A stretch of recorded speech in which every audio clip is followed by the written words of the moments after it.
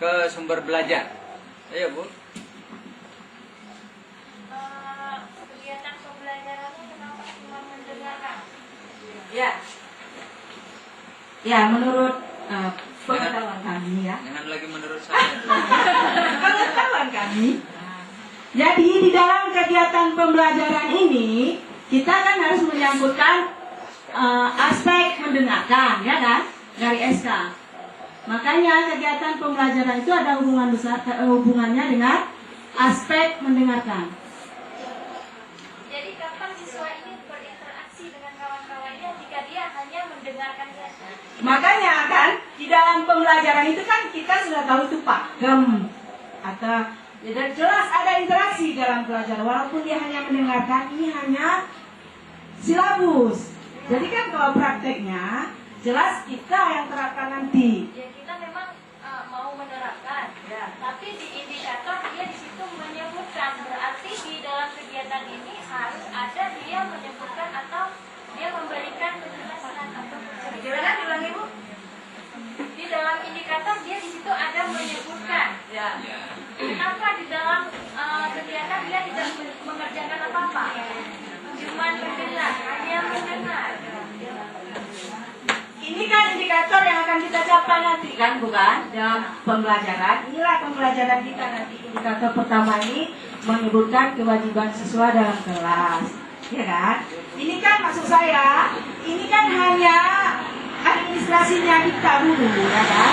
Kalau dalam pembelajaran nanti sudah kita capai indikator yang pertama, sudah jelas anak itu ada menyebutkannya, kemudian melakukannya seperti itu. Tugasnya apa? Kewajiban siswa dalam kelas menjaga kebersihan kelasnya Bu. Ini kelasnya nggak boleh kotor Bu. Dia kan aktif. Apakah dengan mendengarkan anak-anak mampu menyebutkan atau tidak? Ini saya tanya. Apakah dengan siswa mendengar, itu ya mendengar penjelasan. Apakah dengan mendengar penjelasan anak-anak mampu menyebutkan atau tidak? Nah kalau mampu tidak, soal berarti selesai. Itulah saya sebutkan tadi kan, ini hanya administrasinya saja kan. Sedangkan proses pembelajarannya kan kita yang akan capai indikatornya. Nah jelas kita kan nanti kasih penjelasan, kemudian ada pertanyaan. Ini kan kegiatan siswanya mendengarkan. Ya. Apa yang didengar? Penjelasan. Apakah setelah siswa mendengar penjelasan, dia mampu menyebutkan atau tidak? Asumsi kita guru mampu, masalah nanti mampu atau tidak, itu kan proses. Ada siswa yang mampu dan ada siswa yang tidak. Itu bukan kajian kita. Itu terkaji lewat unjuk kerja nanti atau tes lisan.